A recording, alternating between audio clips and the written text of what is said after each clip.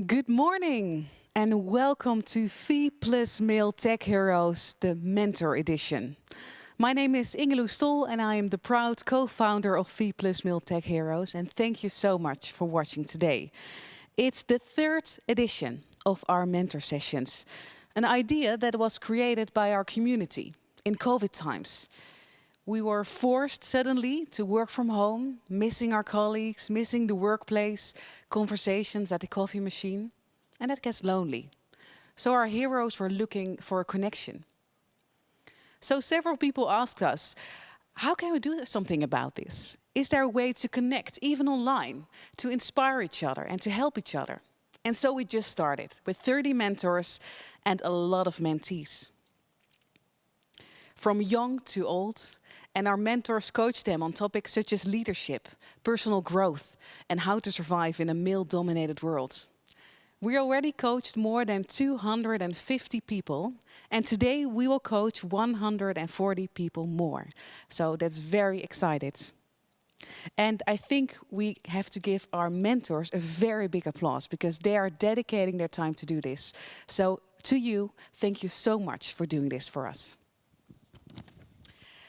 All right, the mentor sessions are back today, completely digital, because even though the world is opening slowly and slowly, this event is still completely online. But, and I think you know where I'm going, this year, Fe+male Tech Heroes will also return in real life. And I would really like to share one date with you. The Fe+male Tech Heroes Conference, here in the high-tech campus in Eindhoven on June 14. So write it down in your calendar, June 14, the Fe+male Tech Heroes Conference is going to be an amazing day. We're very excited, so write that date down. So, inspiring speakers. We will see them at the conference, but we will also see them today. So also if you're not joining a mentor session today, you can join this plenary program to be inspired. And we have a great speaker. And we're going to talk about take charge of your growth. I would like to welcome on stage Madeleen Stamm, personal leadership and career coach. Give her a big virtual applause.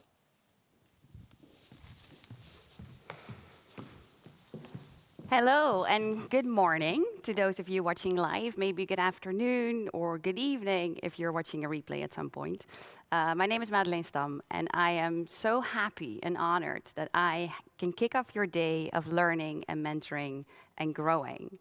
And I couldn't think of a better topic than growth mindset, because once you understand how this works, you'll see, and how it doesn't work also, because there are some misconceptions, you'll see that it's a great way to take charge of your own growth, even if you're perhaps find yourself in an organization that's not very supportive of growth.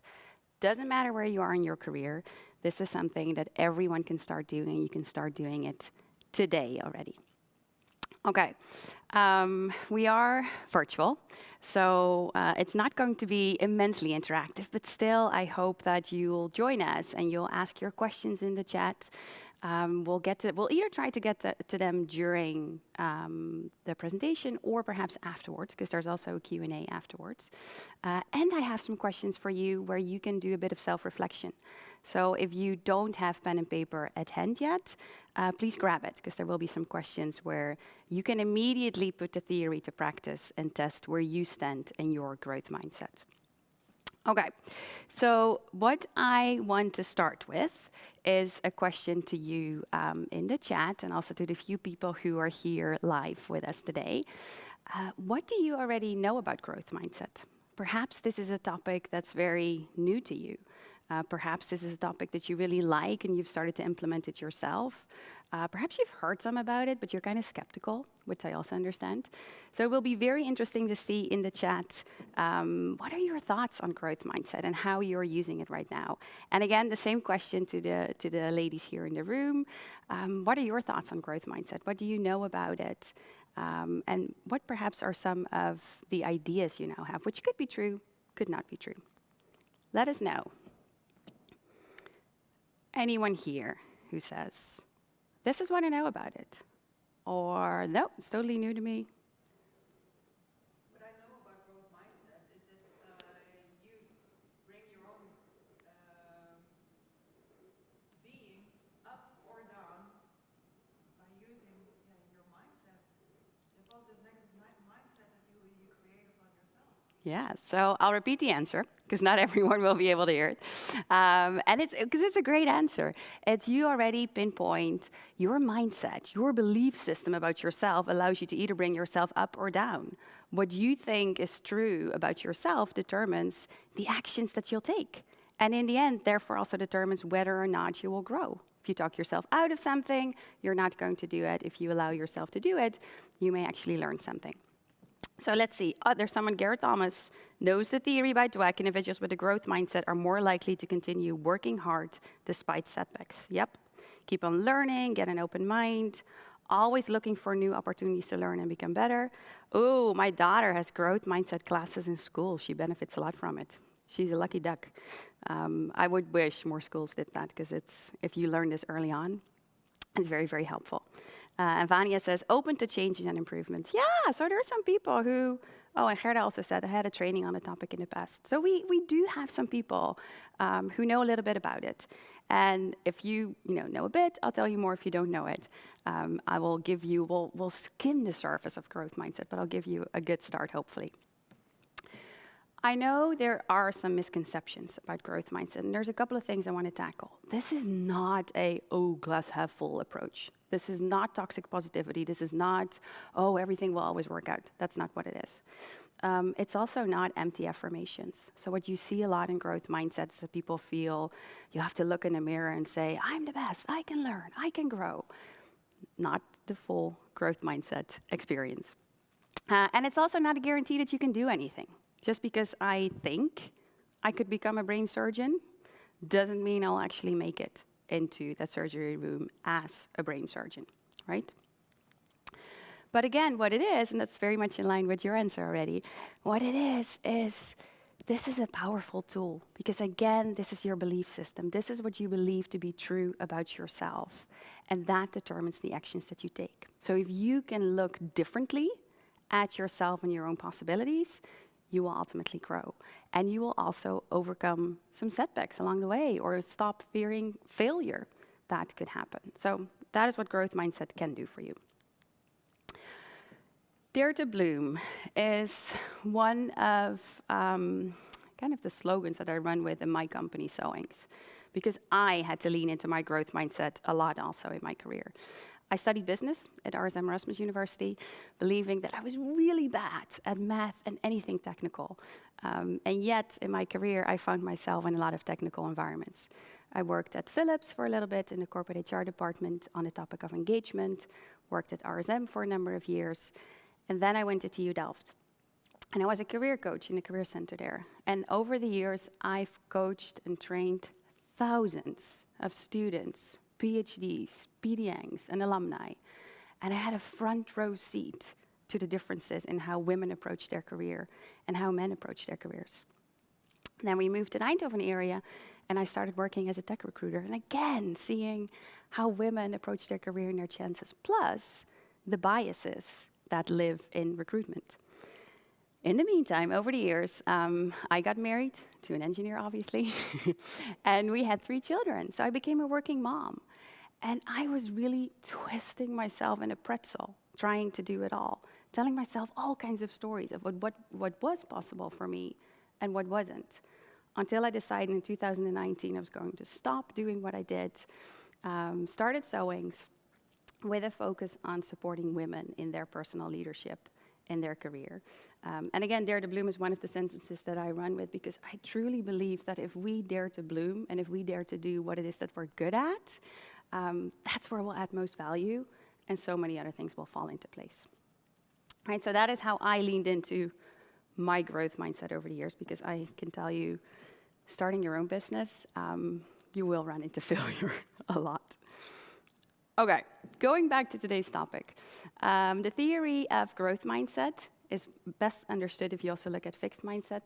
And the pioneer in the field is Professor Carol S. Dweck from Stanford University. She first ran with it.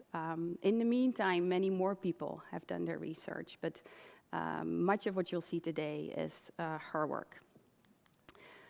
So again, to understand growth mindset, sometimes it can help to look at fixed mindset first.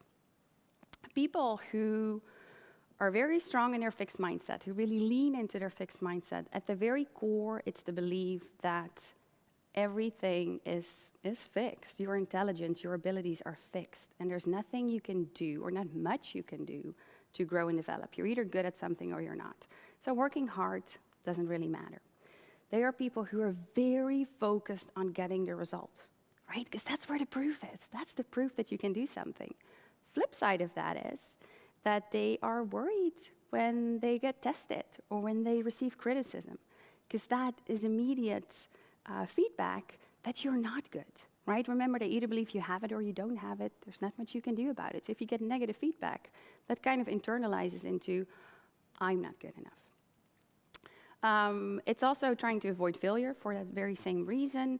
And seeing success in others is kind of intimidating, because they've got something that you don't. They are better, you're not there, right? So that's people who are very strong in fixed mindset. If you are more open towards growth mindsets, this is how you'll view life. This is the lens that you'll use. You believe that in essence, you can learn and develop anything. It's not you're born a certain way and you're either good at it or you're not, and there's nothing you can do about it. You can learn and develop over time. These are people who focus on the process, because that's also where you can look back at yourself and see how much you've grown, see what you couldn't do before and you can do now. So the process is the most interesting part, not necessarily the result. They see failing as an inevitable part of process. There is no innovation without failure. You have to test and try and, mess up and get up and go again. That's all part of it. It doesn't mean that you haven't done a good job. It simply is a step in the process that you go through. They look for feedback and criticism. They look to learn from it, and they take what they can use to get better.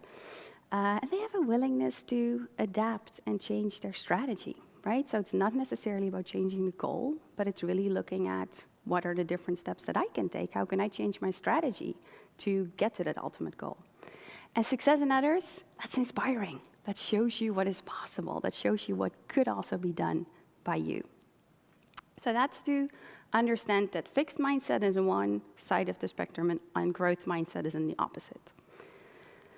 Now, I will say that no person is either fully fixed or fully growth mindset. We have kind of both modes, right? We can either, and we'll check in, or you get to check in with that in a little bit yourself. But we have both. We can either be fixed mindset or growth mindset. We sort of go back and forth. Most people by nature incline a little bit more towards fixed mindset than towards growth, but we really have both. And fixed mindset is not in itself a bad thing. It's your brain also trying to keep you safe. It's your brain saying, hey, this is your comfort zone. This is what we know works. Continue to do that. That new thing, I'm not sure. Maybe it won't work out, right? So it's not necessarily a bad thing. It's really a mechanism to keep you safe, but also preventing you from trying new things. And your fixed mindset, if you are looking to recognize it, very often it shows up as your critical voice. The tiny nagging voice in the back of your mind that tells you, you're not good enough. Why do you think you can do this? You're not going to make it. They're not going to ask you to take on that role. That's very often your fixed mindset. That is that comfort zone where you were, that kept you safe, but you're not necessarily going beyond. So I hope that that gives you a bit of insight in what fixed mindset is and what growth mindset is. And I think you'll sort of sense that growth mindset can do many things for you, but maybe you're not necessarily aware of the pitfalls of a fixed mindset. And I would say, well, we'll go through this list and sort of see, do I do this personally? But also perhaps, do you see people on your team doing this? Or if you're a parent, do you see your kids doing it? Right? So what do you recognize in the pitfalls of a fixed mindset? If you're very stuck in your fixed mindset, if you lean in hard on fixed mindset, you tend to avoid challenges, because what you want to do is look smart and competent. So you would rather continue to do what you're already good at than try something new, because chances are you lose face there. What you also see in people who are very stuck in fixed mindset is that sometimes they procrastinate or they prepare poorly, because rather than owning up and saying, oh, I've got something to learn there, they want to blame the circumstances or other people, right? So if you notice that, if you notice, oh, but I tend to procrastinate a lot, it could be that you really are afraid of failing. And because of that, you sabotage yourself and you don't really prepare for things. Now, what's also possible, and this is a really nasty spiral that we sometimes go in, if there is something that goes bad, rather than saying in a growth mindset, okay, so this thing didn't work, this thing was a failure, but I can change my strategy. What did I learn from it? What can I, do differently next time? Instead of saying that, you say, I'm a failure. You see, I'm not good enough. I cannot do this. I failed at this. Right? So we internalize the failure rather than seeing it as part of the process. And this is something they also first found in Stanford students. It's called the duck syndrome. And the duck syndrome is people who seem to effortlessly float and glide through the water, and they're doing fine, and they're doing great. But underwater, they're working really, really hard.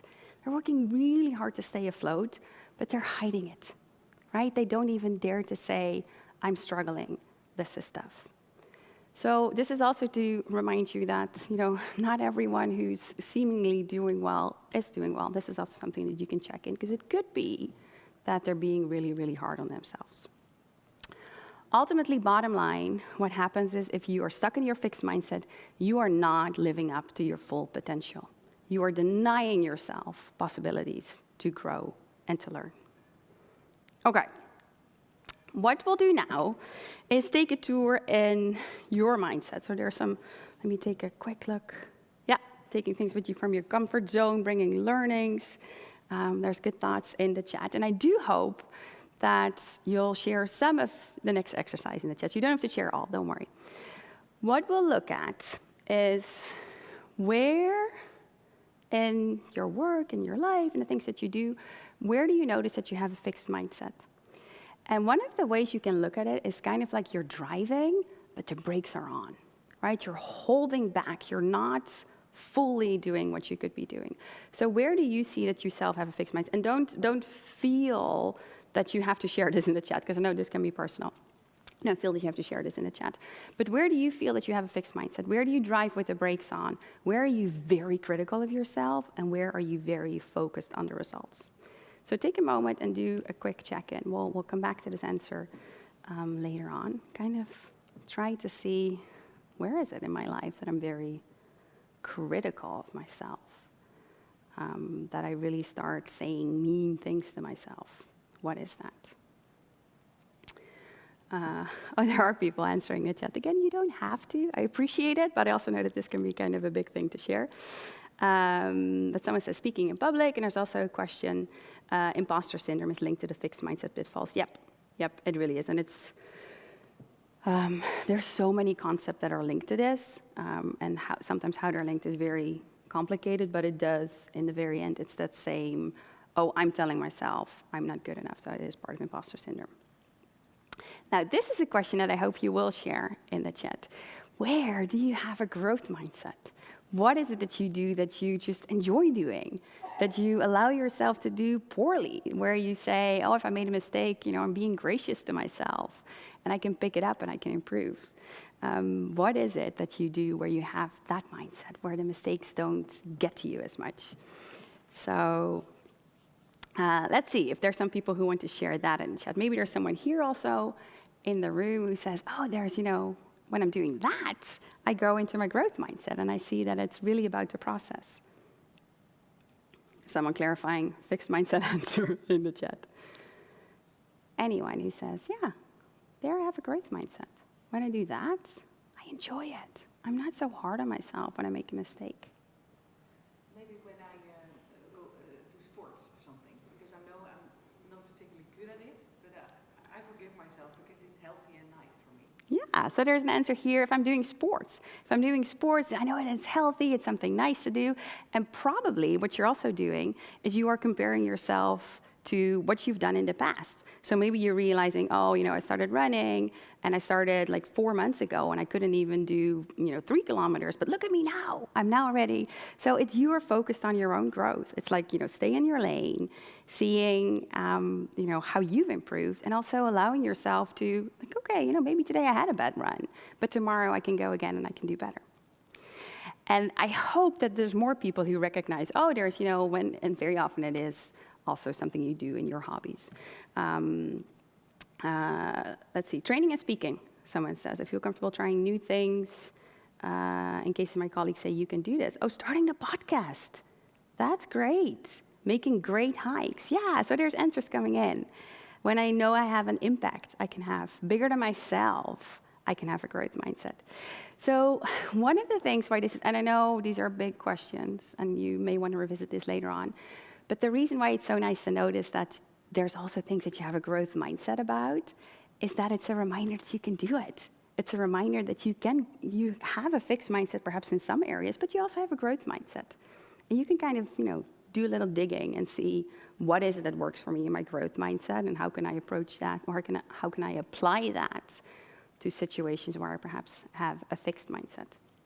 Right, so this is for you to recognize I have both and I can switch between the two. Now, in her book, Carol Dweck takes you on a journey. She says there's 4 steps to receiving an ultimate true growth mindset, and I do want to, end with those and help you get from that fixed mindset to, more open-minded towards that growth mindset. The first one is kind of a quick one. Oh, there's someone saying when I'm doing crocheting, I'm making blankets. So see, we can be nice to ourselves, right? As mean as we sometimes are to ourselves, we can also be nice to ourselves. So the first step towards a true growth mindset and towards being able to apply your growth mindset to more setting than one, first step is accepting that you have a fixed mindset and embracing it. Don't say, oh, but I'm really interested in personal growth and I like development and I don't have a fixed mindset. Everyone has a fixed mindset. So accept that you have it, because once you do that, it becomes easier to work with rather than when you're resisting it. So first step, embrace your fixed mindset. It's not a bad thing. We all have it, but we can get you into growth mindset. The second step, and this is one also where you can do a bit of thinking on the spot and perhaps, make some notes. Try to create awareness around what your critical voice says. When does it show up? When do you notice that you really go into that fixed mindset mode? When do you notice that you get stuck in a negative thinking? And this is about really recognizing the voice. What does it say to you? How does it make you feel? And how does it influence your actions, right? And the trigger could, for instance, be when you're taking a new challenge, when you're doing something new. It could also be when you're getting feedback. It could be when you are working towards a deadline. It can be that you realize that you have a very fixed mindset towards others. So maybe you're leading a team and you're kind of looking at your team and you've done some kind of test moment and you realize, oh, but that person, I think that person is doing really well and that person is not. That's also a fixed mindset, right? So being very critical of who's doing well, who's not doing well, and kind of feeling that that's the end of their abilities, that's also a fixed mindset. Someone is asking why embrace it, or should we just be aware of it? Yeah, so good question. Why do we need to embrace it, and is it not just enough to be aware of it? So that's a previous step, step 1, awareness and embrace it. It's, if we don't embrace it, we kind of still sort of deny it. It's like, oh yeah, I know I have a fixed mindset, but whereas if you say, okay, I have a fixed mindset, I know that, and I want to work on it, it's different because you are really more open-minded towards it than just being aware of it and kind of like being aware of it and letting it slip. It's like, okay, I'm aware of it, and I'm embracing it. I know it's part of me, yet I want to continue moving forward. So there is that small distinction between sort of seeing something and acting upon it. Right? But to do that, you have to really own up to, okay, I have a fixed mindset, because otherwise you're not going to do the full work on it. I hope that clarifies, because now these are, and again, we're skimming the surface. But I do hope that clarifies some of it. So going back to the second step, being aware of what your critical voice is. Like, when do you realize that it happened. So there were some people, for instance, I'm doing a mentor session later on, there were some people who there said, I want to get better at work-life balance, right? I want to grow in that field. So it's really interesting to see, when do I totally lose my balance? What does that look like? And what do I then tell myself? What are the stories that I'm telling myself? What's that record that's playing in my mind? And maybe you believe that work-life balance doesn't exist. Maybe you believe that if you don't work harder, you're going to lose your job.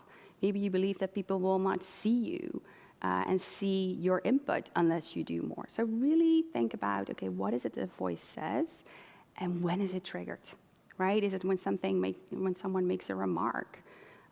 Is it when you drop a ball? That's what I recognize, where I'm like, once I drop a ball, I get really critical. I'm like, see, I cannot do it. So get familiar with what is that critical voice in your mind, what does it sound like, and when in particular does it show up? Because again, once you see those things, it will be so much easier to say, oh, now I go into fixed mindset, but I know how to go to growth mindset. Okay. If you've done this, so we've accepted it, we've embraced it, we've kind of gotten to know it, and maybe you were able to write down some answers already, and maybe this is something that takes a bit more time. I don't know if there were, yeah, no, there's no one who's already saying something about it. But once you're aware of it, now comes an interesting step. So in the theory of Carol Dweck, she says, give your critical voice a name. Really see it as sort of a separate entity. So she challenges you to think about, what kind of persona is this critical voice? Is it male? Is it female? Is it someone you know? Does it remind you of a character from a book or a TV show or a movie? But kind of really seeing it as a person. So sometimes, for some people, it's like a mean girl bully in their mind. Some people really see it as some kind of lazy person. There's different takes on this. This works. It does work to see it as a persona and to really speak with it and to really engage in a conversation with it. If you're listening, watching, and you're thinking, okay, now she lost me. This is too much. I'm not doing that. That's okay. I'm not saying that you have to name that persona, because again, works for some, doesn't work for all. But do challenge yourself to be aware of that voice, what it sounds like, what it says to you. Because then again, you recognize that it's happening and you can do something about it. So if you really want to run with this theory, you give it a name, you think of what kind of person is this that's trying to talk me out of things. If you don't want to do that, that's okay, but do be mindful of what it is they're saying. So there's some people who say, I like this, good idea. This is really where some people, this resonates with some and it doesn't with others. But even if this particular step doesn't resonate, do look at the rest and see what you can do. Because once we've gone through these steps, so we know we have the fixed mindset, we've embraced it, we've recognized what the triggers are, what we feel, how we consequently act. Once we recognize that, that's when your true growth mindset journey starts, right? So it's not saying to yourself, I can do anything, I can get better at this. That's not growth mindset. The real growth mindset comes afterwards. This is how we really take charge of our growth. This is how we do it. We don't want to suppress the fixed mindset. So we don't want to say, oh, shouldn't be saying these bad things about myself. It's a bad thing I'm doing this, especially when you realize you are being mean about being mean to yourself. When you start doing that, that's when you have to stop yourself. You don't want to suppress it, but you do want to challenge it. You do want to say like, okay, so that's interesting, but what do I think? Do I think I'm really bad at this, or do I think I can do it? Or what is it that I want to do? I could have thought when they invited me for the keynote, oh, I cannot do that, but I wanted to do it, right? So challenge the voice. Don't immediately stop in your tracks, stop doing it, but challenge it and really see, okay, but what do I think about it? What do I want to do? Then it's really about actively looking for opportunities for growth. And you can do it on a daily basis and really in the morning say, okay, what are my opportunities for growth today? What is it that I want to learn today?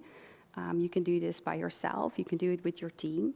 But you can also take a little bit over a longer time period, right? You can also say, what are my opportunities this week? Or what are my opportunities this month? for growth. What is it that I truly want to further develop? And once you've done that, you also want to make a plan, right? Because it's one thing to think of, okay, this is my opportunity to grow, this is what I can do, but how are you going to do it? When are you going to do it? How are you going to do it? And what are you going to do, right? So get specific about the kind of growth that you're looking for. And, just try to understand how empowering this is. This is really taking charge of your growth. This is really looking at, okay, what is it that I can do in order to get better at the things that I want to get better at? One thing that we very often do, if we have this goal, we set the goal for the results, right? So we think about the result we want to achieve and we make that the goal. Whereas in growth mindset, you would need to set goals for the steps along the way.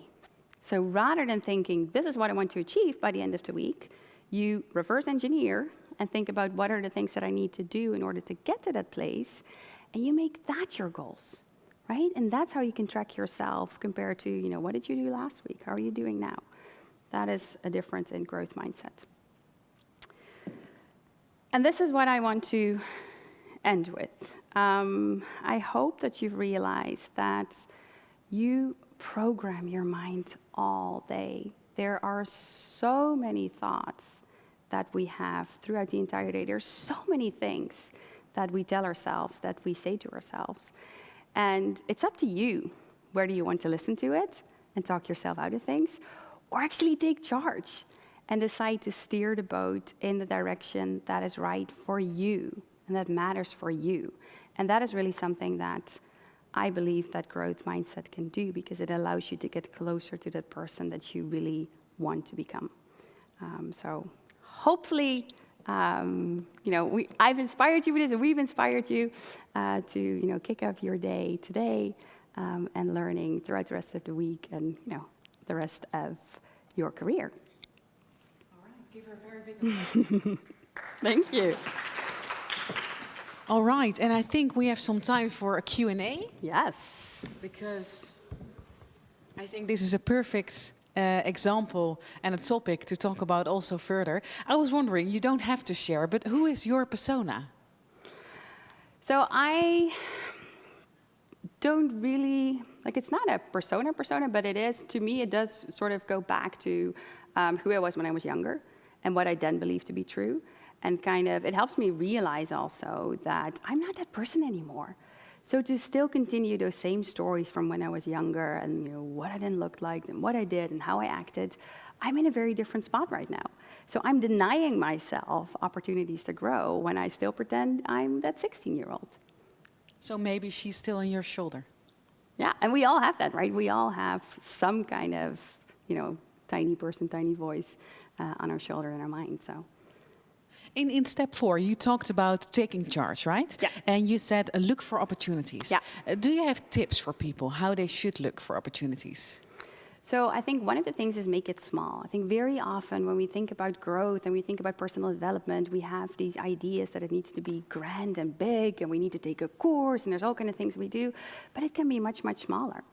So once you've established what it is that you want to do, how it is that you want to grow, the area that you want to grow in, challenge yourself. Make a list of, 50 things you can do to get there, or 50 things a person who's like that, what would they do?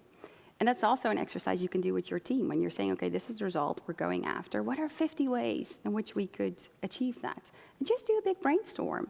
And then look for, okay, what are 1 or 2 or 3 things that I'm going to pick from it? And what are the actionable steps that lead me there? Because very often we can make it smaller. Even your list of 50 things, you'll be able to break down into smaller steps. So it's not about the results. It's more about breaking it down and focusing on that, right? Yeah, so the fixed mindset would be very focused on the results, right? The fixed mindset would just look at the results. Whereas the growth mindset is saying, no, let's look at the steps along the way and let's look at how I'm growing and maybe perhaps something I didn't do or didn't dare, last year and I'm now doing. That's great, that's progress. And also, once you celebrate that, it becomes easier. Once you see how far you've come, it becomes easier to take on the bigger steps. But so often we forget that. We're just focused on the result. We're just focused on, did it work? Did it not work? And we forget that there's so much learning that led up to that result. Yeah. It's about the journey, right? We hear that, of Yeah. course, a lot. Yeah, And yeah. if you have a question for Madeleen on the topic, off the topic, you can write it down in the chat like we Garrett have. did. Exactly. I feel younger kids have a strong growth mindset, and we then lose it along the way. Why is that, and how can we prevent that from happening? Yeah.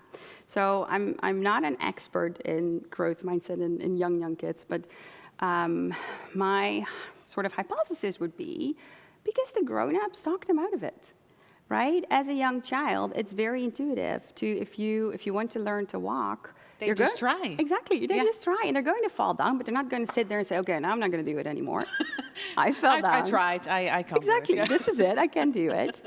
But once we go further, once we grow up, once we go to school, once there's teachers who kind of tell us, well, you're good at this, or it's okay that you're not good at math. There's so many other things that you're good at.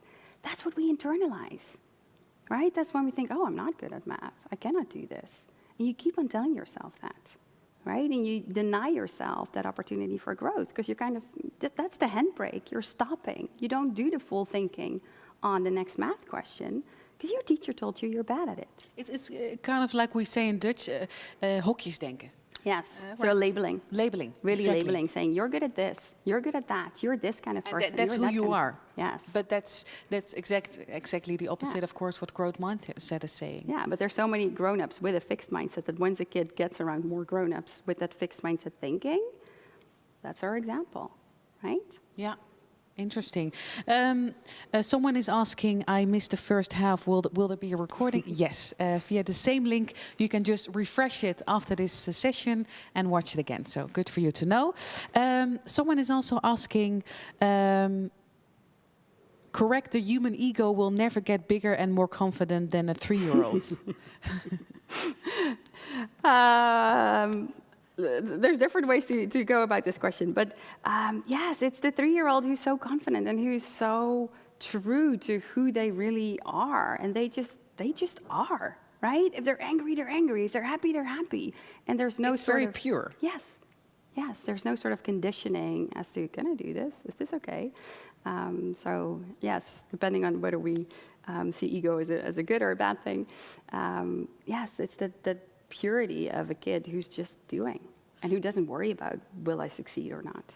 But how can we help them to contain it, to make sure they keep that mindset already from the start, not losing it in their teenage years, for example? Yeah, so there are more and more schools that do look into growth mindset and that do help children to think in that way. And again, part of that is affirmations, but it's not just that. It's also really looking at, okay, what do you need in order to grow, and what are the tools that we can give you?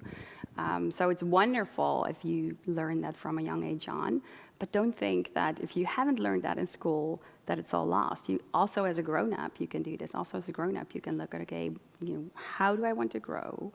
And what are the tools that are at my disposal, and how can I get out of my own mind when I'm trying to go through that growth process? Mm-hmm. Yeah. How can you apply growth mindset in giving and getting compliments? Someone asking. Yeah. So, good question. I know it for kids. I'm not sure with grown-ups, but I'm assuming it will be the same thing. You don't want to you don't just want to look at the result and say, oh, that was great work, that really worked out, well done. It's also about seeing the effort that people put in and complimenting effort. So even if you have someone on your team and they took on something new and it kind of fizzled or didn't work out exactly how you were hoping, you can still give compliments on, this was great that you did this. It must have been scary, must have been challenging. I saw you, do this and that, and that's very helpful. So again, not only focusing on results when you give compliments, but also looking at the process and the effort that people put in. Because again, once you get that confirmation that, hey, my effort makes a change, it becomes easier to put in more effort next time. But that's interesting, because I'm not sure if it's always the case. It's mostly like, oh wow, you made it. You had a wonderful result. You did well because of the result, right? Yeah. And we should compliment each other more on the journey. Yeah, and at least be sensitive towards it, right? I'm not saying, oh, go run around and give people compliments all day about, how much effort they put in. You tried, yeah. I tried. But do look at it also. And do look at, okay, has this person grown? Have they gone out of their comfort zone? That can be a huge achievement, right? Even if the result wasn't exactly what you expected. So to also see that and to yourself look for that rather than just the results. That'll make a difference. Someone is also asking how to include growth mindset while we need to achieve short-term results, for example. And business is short-term and often quarterly. So how do we deal with that? Yeah. So I think there are sort of two things that intertwine here, which is growth mindset, especially the way we've spoken about it today, is personal development, right? So this is where can you take charge? Where can you take responsibility also for your personal development? And that can be separate from the results in the organization. So you yourself can also sort of check in with, oh, am I really focused on the results, or do I look at the steps that I take along the way? What is it that I want to develop? How am I doing this? And I think what will happen coincidentally, especially once you become more aware of those steps and what you do, and also how much responsibility you can take for that, your results will also get better, right? Because once we sort of get off of autopilot and start really thinking, is this the best thing to do? How can I do this differently? What have I learned from that in the past? Chances are that we'll actually deliver better work and we'll get better results. But it is true that if you are in an environment that's very focused on results and very focused on getting quick deadlines and go, go, go, it takes more effort out of you. And how do you make it? How do you talk about it on the work floor if you're not the manager? Yeah, so this is one of the beautiful things about growth mindset. You don't have to talk about it. This is something you can also sort of secretly do. But you can also lead from where you are and say, this is something that I believe works and that will make our organization better. Let's try to all look at this. Let's try to all, what if we don't focus only on results? What if we focus on the steps along the way? Challenge them as well. Exactly. Yeah. And also see, where do we have fixed mindset thinking? Where are we being very critical of ourselves? So to just be a little bit more open-minded. You can, from many positions in an organization, you can challenge that. This doesn't have to be a top-down thing. But again, it's also something you can sort of secretly keep to yourself and do without people knowing it. Yeah, it's of course also personal growth. Yeah. Someone is saying personal growth can be measured per quarter. It doesn't mean it has to end at the end of the quarter. No. Maybe consider it an ongoing process. So yes, I think that's definitely. a nice definitely. You're as well. Never done with it. Yeah. That's why I also said this works, whether you're just starting out in your career, whether you're a seasoned professional, we all run into that fixed mindset. So it never stops. But that's also kind of fun, I think. In the beginning, you talked about that you guided a lot of students, PhDers, everything, men and women, and that you saw differences. I was curious about those differences. So one of the things, I think language is very important. One of the things that I see women do time after time is make their own accomplishments smaller. So, a very example that comes to mind immediately, there was a PhD female who said, I was really lucky because I got funded twice. I got funded for my research that I did after my master's for a year, and then I got funded for a full PhD. I was really lucky. I said, whoa, that's not luck. You have done something. If you secure funding twice, and if your small research after the master, ends up being a PhD, you've done something there. So just skip that I got lucky and just focus on the factual, I got funding twice. But just that language and that making it smaller and talking yourself out of it and that is something that I see not only, but I do see more in women than I see in men. And how do you teach them how to deal with that? So it's a lot of listening to what people say, because it's the small things we say in between the lines, but they make a huge difference, again, in what we believe is possible for ourselves. So to listen to someone and say, hey, but you're saying this, where does that come from? And then once you speak about, okay, but we can take that out of the sentence, and you're saying the same thing. You're not boasting, you're not bragging, you're simply factually telling, hey, I secured funding twice. That usually then works for people. Right? Because ask You very make often. them aware, maybe. Yeah. Maybe they do it unconscious, right? Very often. It's very often small things we say between the lines very unconsciously, but to hear it, to give it back to them, to say, okay, where does that come from? And how can we change that? That's usually how in coaching I teach people to do it differently. Very interesting. Someone is asking, how can I deal with colleagues who talk me down? Well, I think I did a good job. How do you keep faith in your growth, in your mindset? Yes. So that also gets us into the topic of feedback. And one of the things that helps in dealing with feedback is seeing it as data. Really see it as data. It's not a truth. It's not a fact. It's data. This is someone's opinion, someone's perception. And then it's up to you to see, do I feel that parts could be true? Is this something that I want to take with me and get better at? Or is it something where I'm saying, well, it doesn't matter to me? Or this comes from this particular person because it's something that matters to them, but it doesn't matter to me. But once you see it as data that you can work with, rather than a fact that you have to carry with you, that already makes a huge difference. But it's difficult, right? Because it feels personal. Yes, it is difficult. We feel very attacked by it. That's going into the downward spiral of, see, I'm a failure, I'm not good enough. They're thinking all these things of me, da da da da da. Whereas, like, okay, it's data. And could I learn something from it? Could it be true? Do I want to take this with me to get better? Right? That's growth mindset again. Interesting. Someone is asking, could you tell something about mindset and preventing burnout? Yes, I want to tread carefully because I don't know. There's so much research being done, and I'm not an expert on the burnout part. I do think very often mindset can play a big role in burnout. So I'm not saying that I know that it can prevent it, but I do think once you get kinder to yourself and more gracious and really listen to what it is that you're saying to yourself and also what it is that you need, I do think it can be a factor that contributes in preventing burnout. But again, I don't want to make tricky. I don't want to make any imagine. promises as to like how it all works theoretically. But to be more kind for ourselves, I think Yes. that's valuable to everyone, Yes. right? Yeah, so if your cup is full already and you take on all that feedback and you internalize it and you start talking yourself down and down and down, I do think everyone can sense that if you don't do that, that alleviates some stress and it alleviates some pressure, and that can actually help you continue.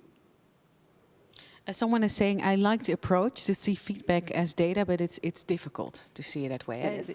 It feels personal. It is. Yeah. Yeah.